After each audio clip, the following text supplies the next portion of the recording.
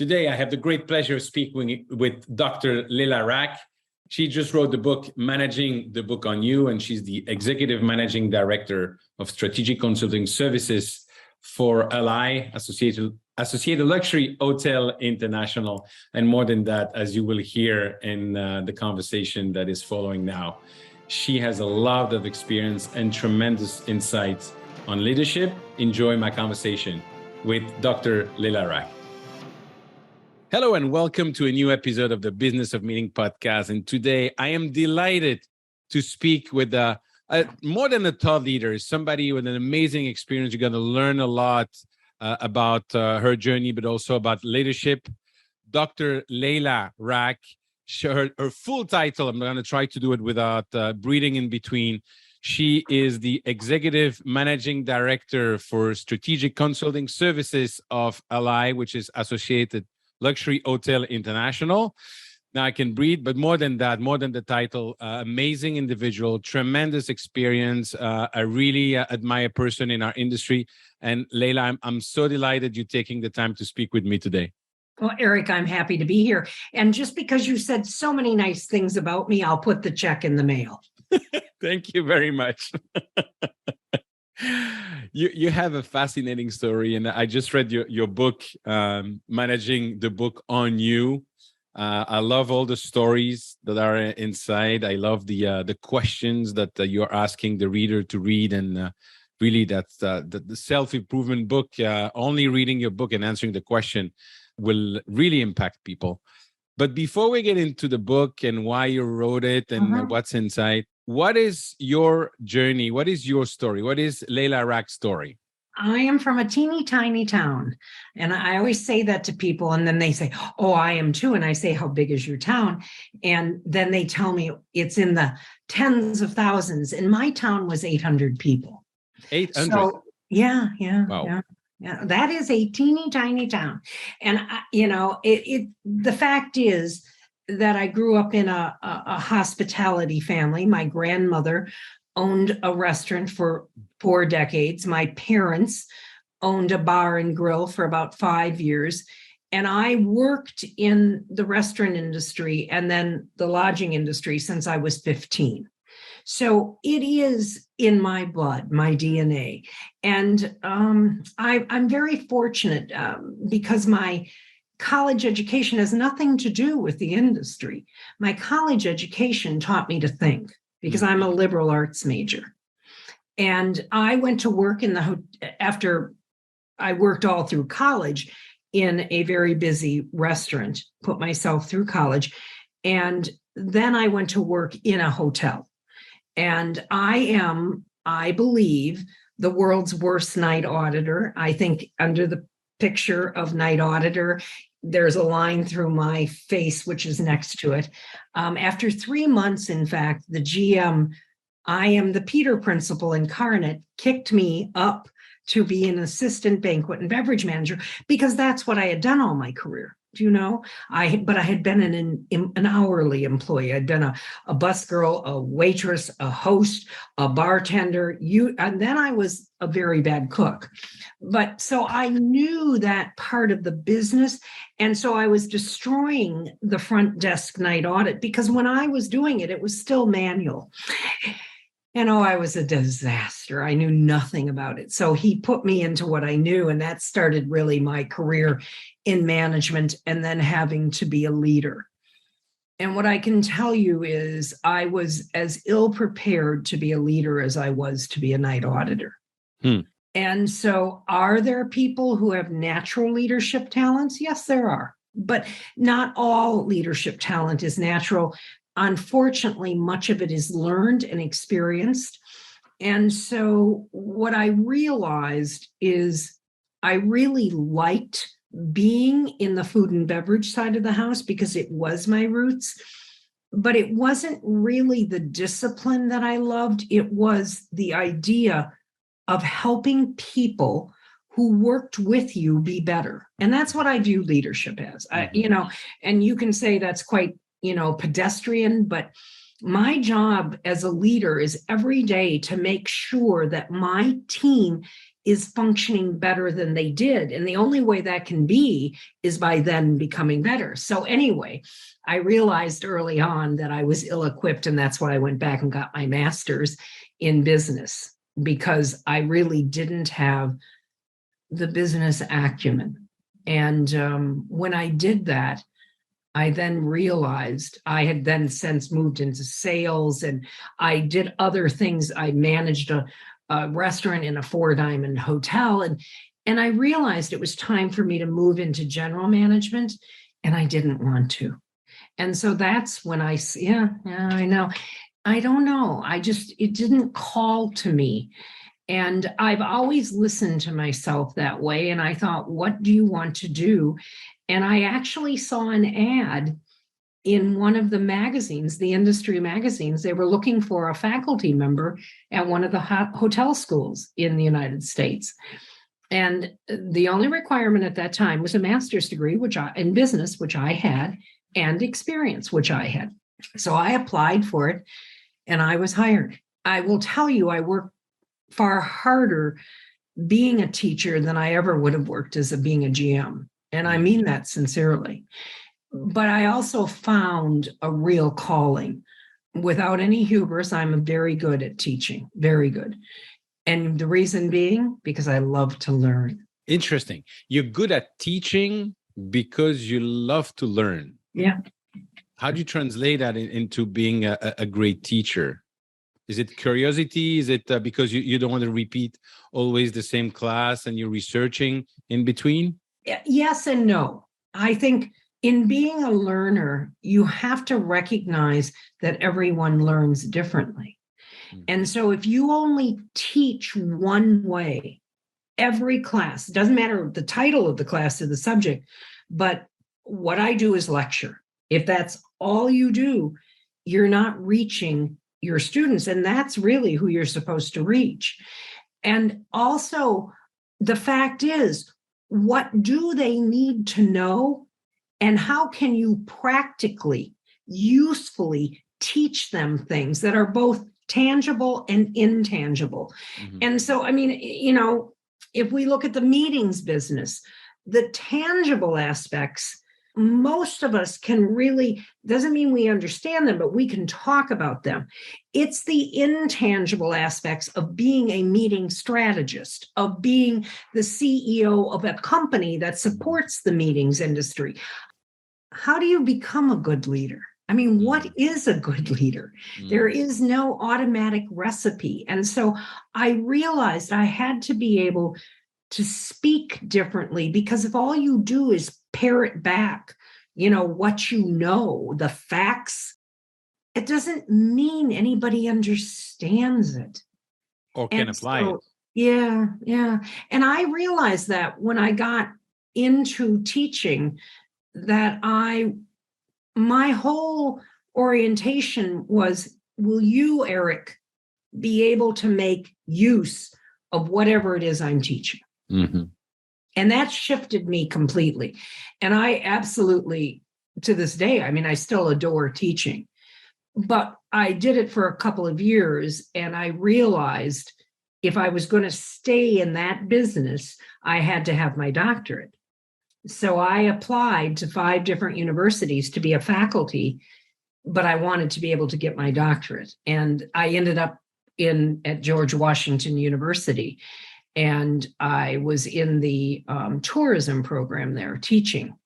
And they have a very strong meeting component, an event component at GW. And so I got my doctorate in higher education, not because what I wanted to be was an administrator. I realized I'd missed the leadership management aspect of what I did in the hotel business. Mm-hmm. And so I felt, while I was still teaching and I began to, in fact, direct the program, I needed to get the credential, and that's what I did at GW. From there, my first job, I still was a faculty at GW, but I went and asked for a raise. I was turned down flat because I did not prepare. And I think that is a professional lesson. You have to be prepared. And so I went out and I found another job. And in fact, I became a dean. So I went from being an instructor to being a tenured full professor and a dean of a hospitality program in Connecticut. And my whole goal, because I was turned down, I'd asked for $5,000 and I didn't get a cent. I didn't even get $1,000. And so my whole goal was to prove my boss, who at that time was the dean, that he was wrong. And so I remember getting this job and thinking, now, should I write him and tell him? And I thought, no, don't, why would you do that? Why would you just be the best dean you can be? How's that? Instead of trying to smash somebody else.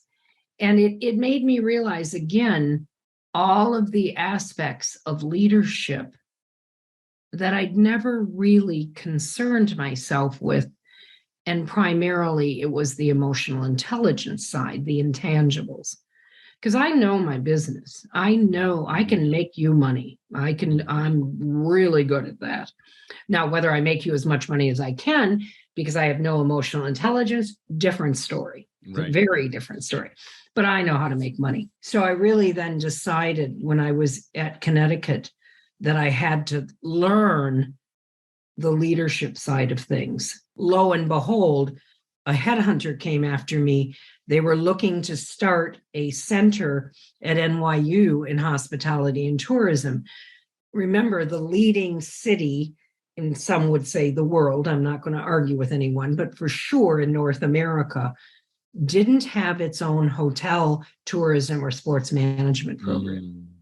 And so Cornell was 8 hours to the north, Penn State was 8 hours to the west. I mean, we can go on, but there was no program in the city. And so NYU decided to start a center, and I am the founding dean of that. And I moved there, and that is the longest tenure. I mean, I was at NYU for, I always have to stop and think 10, 15, 18 years, something like that. It's really where I honed and knew that I was better than an okay leader.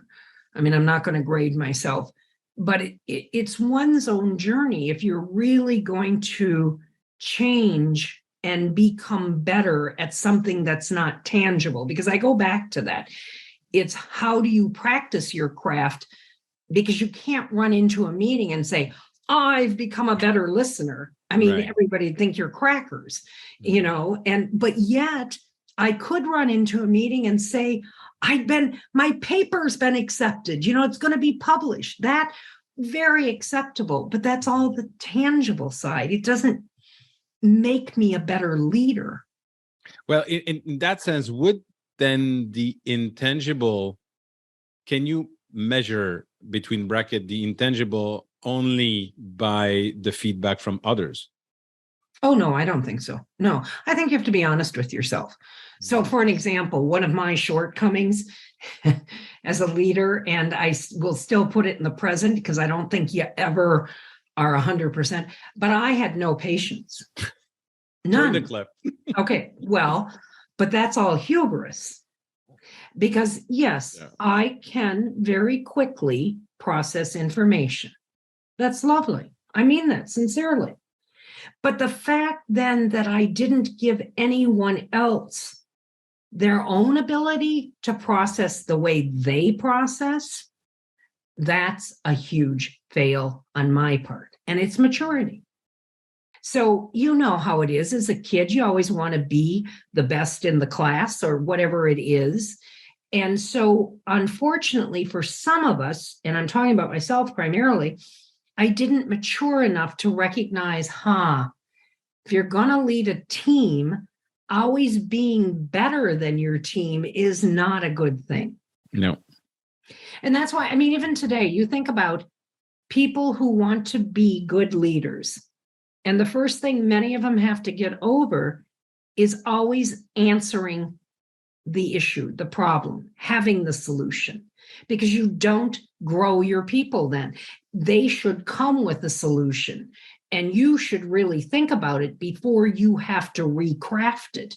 Mm-hmm. Because I always go back to, do you know Wendy's hamburgers? I'm afraid not, or maybe Okay. I don't know. Well, if you ever go, I'm serious, go to a Wendy's. Their hamburgers are square. Oh, sorry. Wendy's, the hamburger, Yes. Wendy's. Yeah. That's again, my accent is, yes, I do know. I thought you were talking about somebody, first name Wendy, last name hamburger. Well, see, and I didn't explain well enough. Do you know Wendy's hamburgers? Yes. That's what I should have said. Sorry. Yes. All right. No, my bad. But here you are. Do you understand he actually made his money not because his hamburger was better or his bun or his sauce or, his French fries. He made it based upon it was different. Mm-hmm. And he used that difference to say, we don't cook them in advance. We cook them when all those kind of things. Do you get it? And so, but do you know how much negative feedback he took because he didn't know hamburgers were round? Well, he did. Yeah, he did. He absolutely knew it. But that was his genius. So what I'm saying to you is, I, as a leader, have a way of doing something. But if I let you tell me how to solve that problem, you may make a square hamburger rather than a round one. And what's the difference? And I had to learn that, very frankly. I had to accept the fact that I was too quick to try to show how smart I was. Yeah. I think what you're saying is for any field, any profession. Oh, yeah. I think to be a true leader, true servant leader, it's also being able to somehow erase a little bit the ego when times come and acknowledge what you can be better at. I remember the first time I spoke in public, it was in 1988 in Tranum in the north of Denmark at the ISEC conference. There were 150 people. I knew exactly what I was talking about, but I was so scared that I didn't have any saliva in my mouth. And I spent the hour just putting my lips down because it was thick there. And afterward, the feedback, I asked, how was it? And they said, yeah, it was great, but what was it with your lips? You were going all the time. And so I thought, you know what? I did it once. I can do it twice. There are many stories in your book, but one I love, and that to me show how much you can erase your ego at that time and basically try to be better. And if you can tell that story about when you were teaching, I think it was hotel law, and the student play a prank on you. Yeah. Well, it was my first semester teaching, and I had 4 different classes, meaning the subject in each class was different, and one of them was hotel law. Now, I know enough hotel law to be dangerous. That's it. And everything was set up for me to fail. I didn't know the subject. It was once a week for 3 hours on a Wednesday night in a tiered classroom because I had 120 juniors and seniors.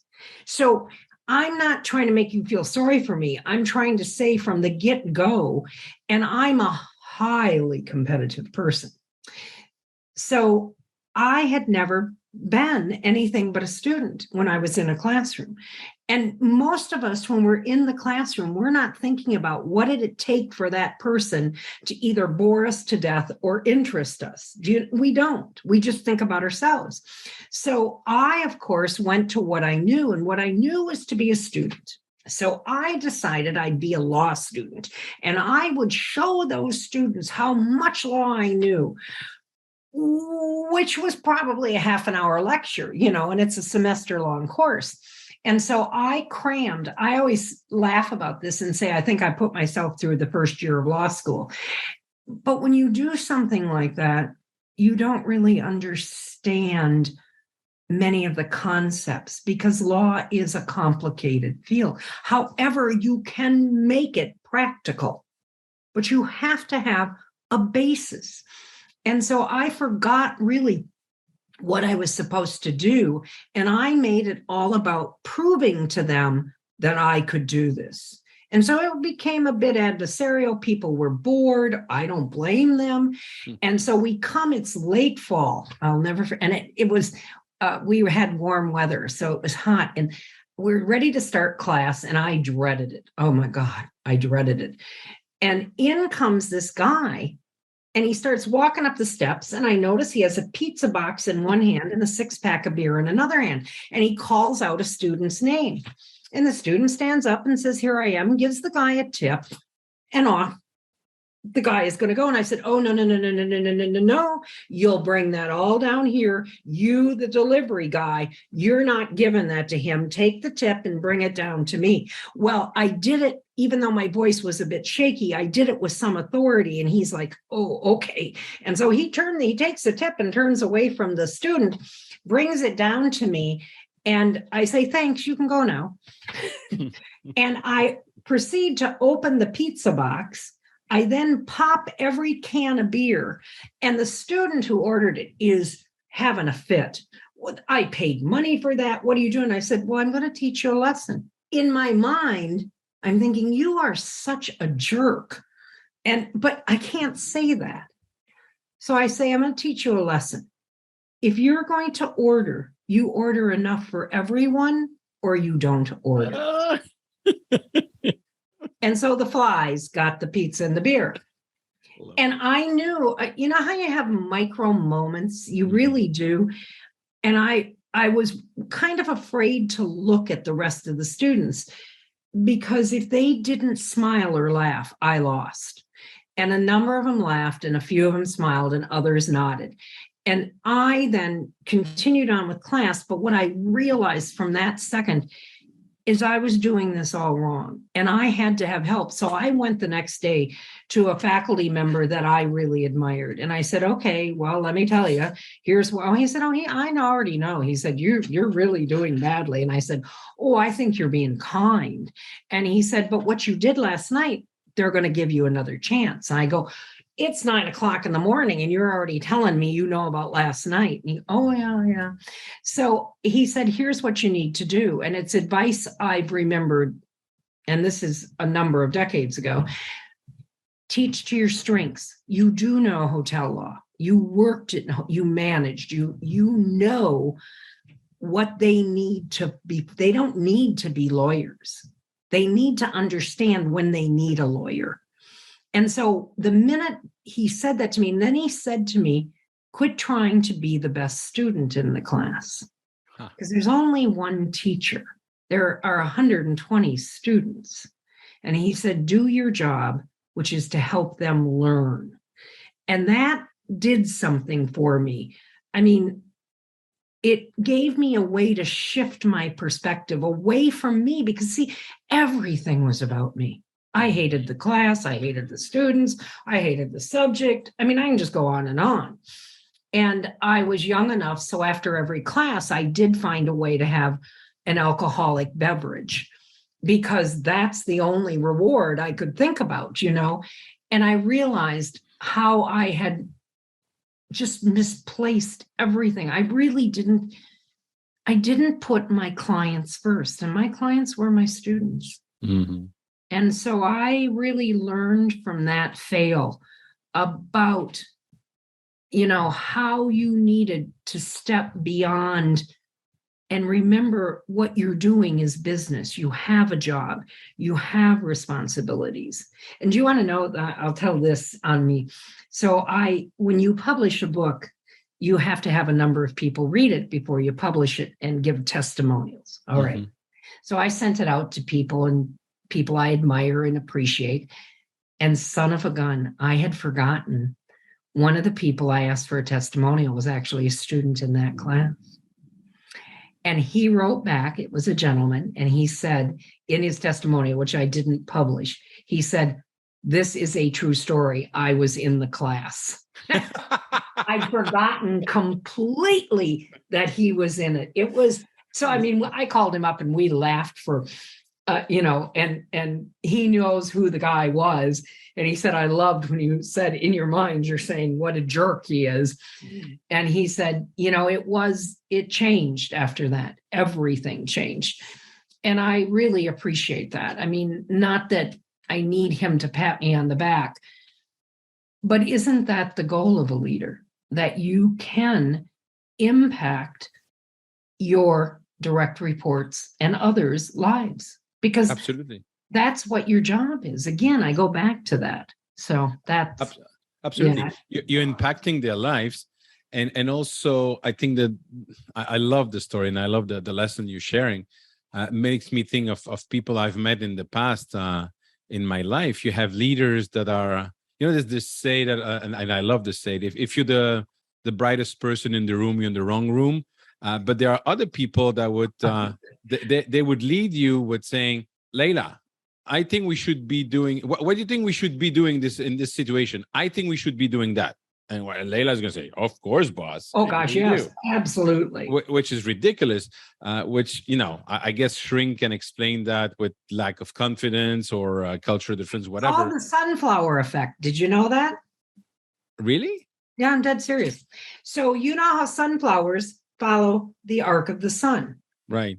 And then overnight, they close up and go back so they can follow it again. Well, when the leader tells you what he or she wants, you act like a sunflower and you follow. Yes. Yeah. And it is a form of bias, obviously. And so, again, the best leaders don't give their opinion, solution, whatever word you want to use. They instead say, Eric, here's the problem. How do you think we should solve it? Or Eric, here's the opportunity. What would you do with it? That's how you get rid of that sunflower effect. So I would classify that as sunflower leader in the future then. Yeah. It's good. See, I don't consider them leaders, but I'm a snob about it. I agree with you. I totally agree with you. So going back to your career, so you're at NYU, you're the founding dean. And then what happened in your career? What are the changes you're making and what are the decisions you're taking in your life? Well, as a faculty, you always have a consulting business. You just do. Or you're a big researcher. I mean, it's one or the other. And then you're writing and you're discovering and you're making, because you have to make another income. I get a kick out of it today, how they call it a side hustle. I just called it wanting to live, because you don't make as much money in higher education. So I began to consult. And in fact, what I did right away was project work. I did assessments, evaluations. People would want to build a hotel. Would it be market? Is the market right for it here? Location, brand, blah, blah, blah, blah. And from that, somebody asked me, could you come speak at our annual dinner or lunch? I don't even know what it was. And so I began to do that and realized that I had an affinity for it. And so my consulting business grew, and I did a lot of workshops and speaking. And then I began to get asked by presidents and CEOs to come and help them work on strategy, not develop the strategy, but what do they do with it once they develop it? Because, it's kind of like your bookshelves, which I do love, but you look at a lot of companies and they have great strategic plans they do nothing with. Yep. Or they do this much, and they got this much of a plan. So what I was able to do is help C-suites really put their strategy into practice. And I never realized it, but when I think about it now, it's because I am a very direct person. I'm well, Eric, that's a good idea, but perhaps you'd also like to incorporate this. So I don't, simply because you have a big title, my job is to help you. And so I developed a reputation. I never thought of it like that, but one gentleman I worked for, as a consultant, he told his colleague, she's a straight shooter. You're never going to get, pardon me, BS from her. Mm-hmm. I never thought about that. I mean, I just was being what I felt I was supposed to do if I was going to charge money for it. And I did more and more and more of that. I then realized I was kind of done with higher education. And I do think we all can mature out of our jobs. You yourself have a journey similar to that. Mm-hmm. And so I decided to take the big plunge and leave higher education Plus, higher education had changed in the time I was in it.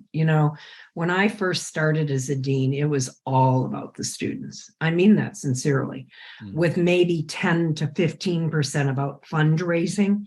And by the time I left, it was like easily 80% fundraising. Wow. Yeah. Oh, yeah. And I'm a good fundraiser because I was raising it for my students, but it's not what I really bought into. So I decided it was time, and I went full time into consulting. Now, you have to know, I always had the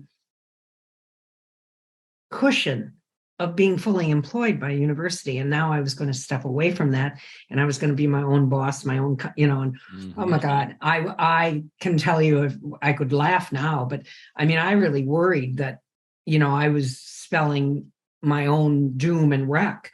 And in fact, no, I didn't give myself the credit of what I had already established. And that really spurred me on to a different area of my consulting. And that was, while I had done executive coaching, it wasn't a big part of my business.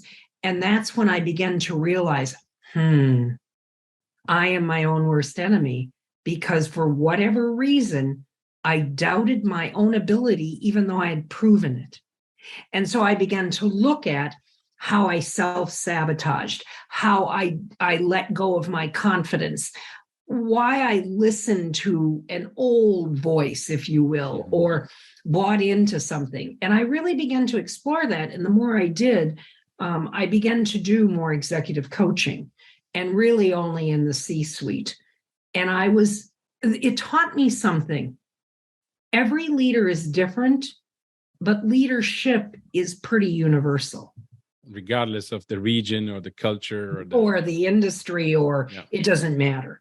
And so I've gone well beyond the hospitality meeting industry with coaching. And as I did that, I realized I had information that I would share and help people advance their own careers. And it was in one of my coaching sessions, in fact, in, God, I don't even remember, 2019, I think roughly 2020, someone said to me, why don't you write a book about this? Because I had said to them, you're not managing how you've developed as a professional, and you're allowing everyone else to put out the story on you, the book on you, and you're not doing anything about that.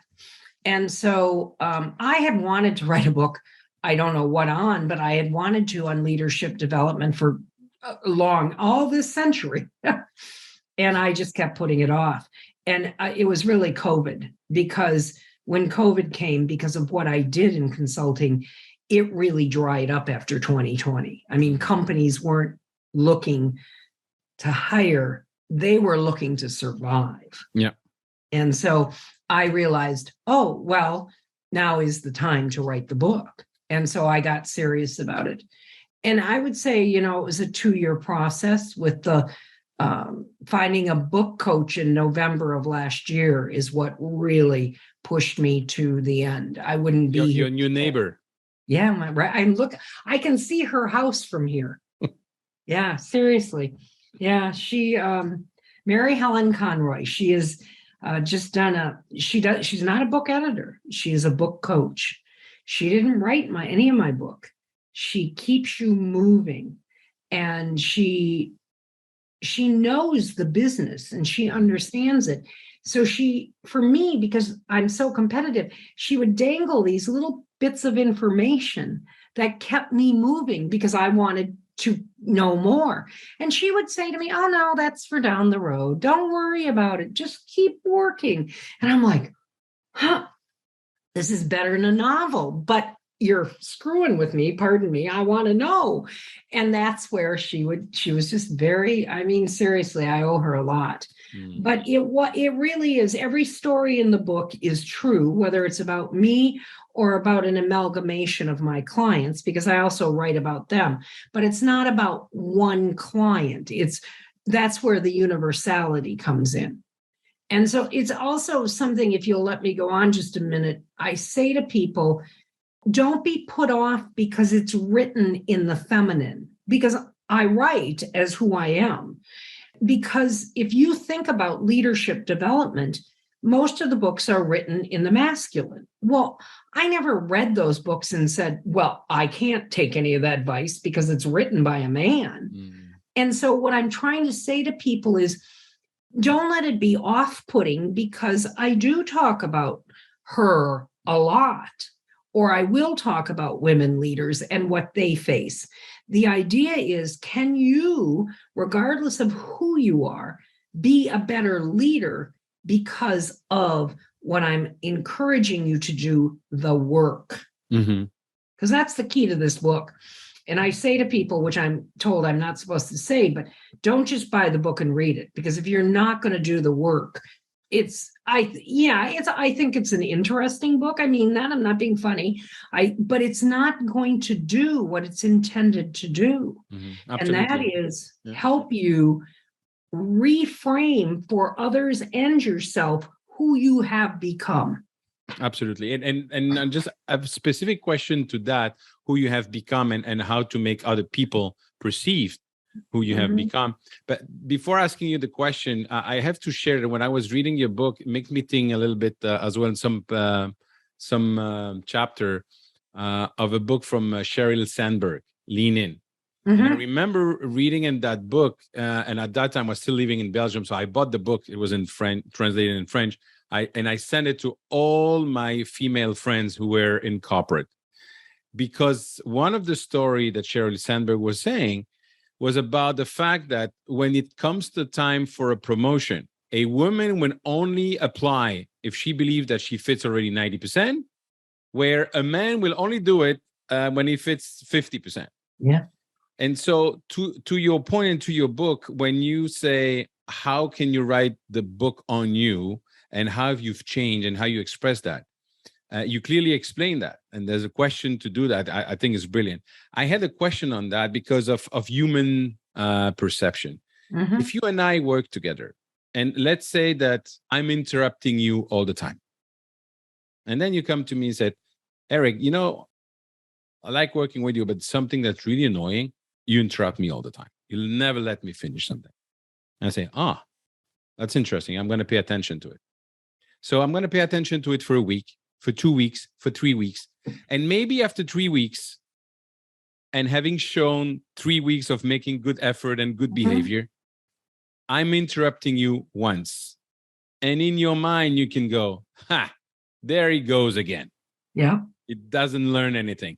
How do you change that perception with people? And when you change and you're making efforts, you're not 100% fault proof.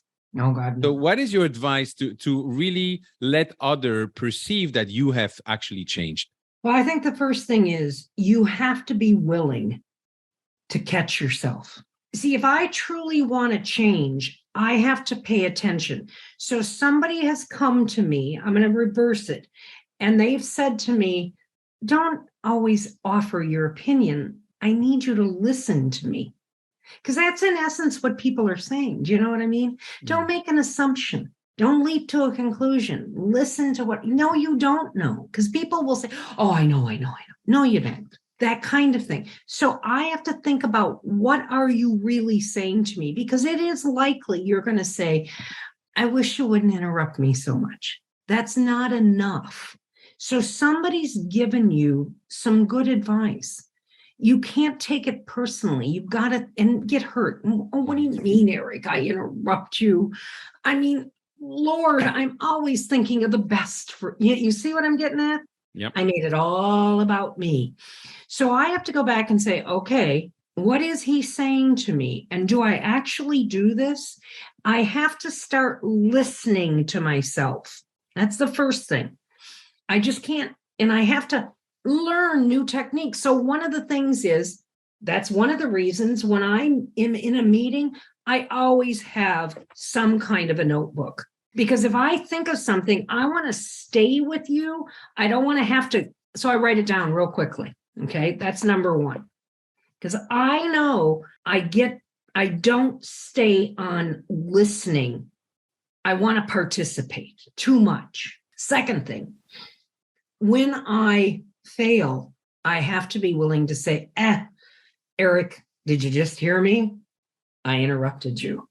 Let me sit back. I'm going to take a deep breath. You continue. And Eric, I am sorry. I fell into an old pattern. So now go ahead. Brilliant. Yeah. I'm not going to beat myself up. It's got to be quick, but it's got to be sincere. You have to actually mean it, not just, oh, he told me and here he is. So now I got to make him think I'm not going to interrupt him. So if that's my modus operandi, is not being better, then don't try it. I'm serious, because you're going to know right away that I'm faking it.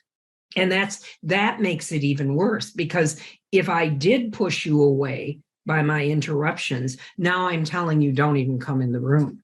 Absolutely. Brilliant. Yeah. Thank you. Thank you for that. So teaching, higher education, dean, consulting, COVID, book, and now you're with ALHI. So what is exactly that you're doing? And what advice can you give to people that are listening to us? Well, I realized I had to find a new path. I just knew it. And in the book, I didn't see as a path. I felt it was something that was missing from my career. And I had always thought about, 3 or 4 companies that I could develop a consulting arm for. Being honest, it's what I know. It's what I wanted to do. And I wrote up the proposal, and I thought, okay, I'm going to start with the company and actually really the leader that I really admire and relate to the most. And that was Mike Dominguez. And I've known Mike for quite some time, and it's a very interesting story. I'll tell it another time. But I went to Mike and I said, okay, I'm going to be honest with you. I'm looking for a new position. And it's no surprise because it's COVID and what I do and all that. And I said, so I can pitch it to you, my idea. I have it in writing, and I'd really like, one, to know your interest. I'd love to get feedback. And so let me do this. And he was fine with that, pitching it, I mean. And so I pitched it. And, sometimes the timing is right, but you have to be prepared. And so he was very interested, but he immediately said, I got to see something in writing. And I said, lovely. Not give me 2 weeks. You see what I mean? I was able to send it to him. And I said, why don't you read it? And then we'll get back on, not today, but I'll get on your calendar and we'll talk about it again. And it's exactly what happened. But he was able to see the idea, and he understood that, for some period of time, in fact, the first year, I would be strategic consulting services. Now we're growing both internally and externally, but you don't just go out of the gate and, have a full-blown stock of consultants. And so it's been a learning opportunity for me. It's been a learning opportunity for ALHI because 99% of their company is not strategic consulting services. We're a very good value add plus more. And so we will provide tangible, meaning services that will make your operation better. We can do system reviews. We can, do projects. I mean, those are very tangible. But then as well, it's the strategy and leadership side of things and the executive coaching in a different framework. So that to me is very exciting. And I know full well by the end of the year, I will have internal people who are now consulting, and I'll have external people who will be consultants, because we have a membership and a clientele that will utilize these services. It's not a pie in the sky. There is a there. Awesome. Congratulations on that. Lalia, I could speak with you and listen to you for hours. First of all, I think everybody should buy your book, Managing the Book on You. That's the first thing. And second, I'd like to ask you a last question for today. Okay. And it's my favorite question that Jason Gaignard asks always, and I just love it. When we meet in 1 year at a conference with a bottle of champagne, what are we going to celebrate? Ooh, I think the joy of being more than we were. Oh, I love it. Beautiful. Yeah, yeah. Beautiful. And see, I think that's what we don't celebrate enough. Life is a wonderful experience, and I know that sounds weird, but do you, in fact, take the joy even in a failure? There is, and I'm not a Pollyanna, so don't think, but what have you learned from that failure? How much better are you because of that? And so I would hope, looking behind you at the book you're publishing, which I think is wonderful for your daughter. And the fact is, the joy of you being more for her. Beautiful. Yeah. Beautiful. Yeah. Dr. Lalia Rach, thank you so much for taking the time to speak with me today. Truly enjoyed it, and wish you a lot of success in all the different projects. Thank you again. That was lovely of you. Thank you, Eric. I appreciate it. Take care. Lalia, thank you so much for taking the time and sharing all your great stories. I really love it. Really love your book. Again, Managing the Book on You, Dr. Lalia Rach. It's now available on Amazon. If you want to connect with me, please reach out on LinkedIn or join the Facebook group, www.eventbusinessformula.com/group. And if you enjoyed this conversation, please share it with your network. Thank you. Bye-bye.